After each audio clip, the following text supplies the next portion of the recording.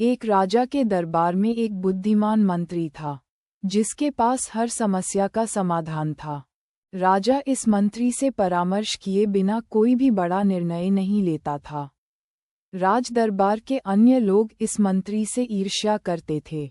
एक दिन महल में राजा ने अपने मंत्री से कहा, तुम तो बहुत बुद्धिमान हो, लेकिन तुम्हारा बेटा बहुत मूर्ख है। मंत्री को राजा की बात अच्छी नहीं लगी और मंत्री ने राजा से पूछा, महाराज, आप ऐसा क्यों कह रहे हैं? आपको ऐसा क्यों लगता है कि मेरा बेटा मूर्ख है?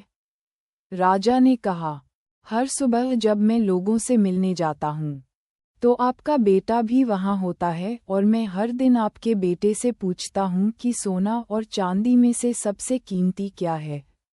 आपका बेटा हमेशा चांदी कहता है। राजा की बात सुनकर दरबार में मौजूद लोग मंत्री पर हंसने लगे और मंत्री को बुरा लगा।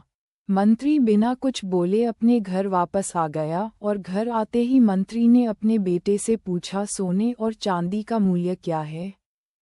बेटे ने तुरंत उत्तर देते हुए कहा, पिताजी, सोना। मंत्री ने बेटे से कहा, जब तुम जानते हो कि सोना एक बहुमूल्य धातु है, तो तुम राजा को गलत उत्तर क्यों देते हो और चांदी को बहुमूल्य धातु क्यों कहते हो?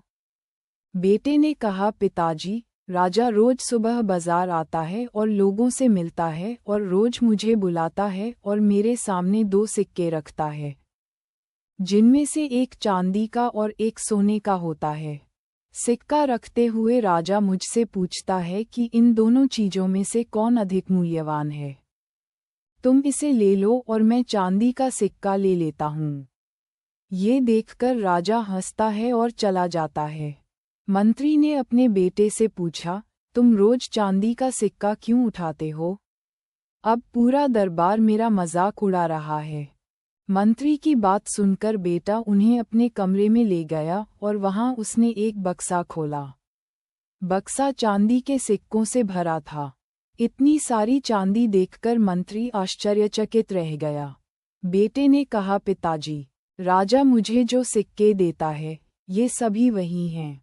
जिस दिन मैं राजा को सही उत्तर दे दूंगा, राजा मुझसे ये प्रश्न पूछना बंद कर देगा और मुझे प्रतिदिन एक सिक्का मिलना बंद हो जाएगा। अगले दिन मंत्री ने राजा को अपने बेटे की चतुराई के बारे में बताया और राजा मंत्री के बेटे की चतुराई से बहुत प्रभावित हुआ। सीख, हमें अपनी क्षमताओं का दिखावा नहीं करना चाहिए। समय आने पर सबको पता चल जाएगा कि आप कितने काबिल हैं।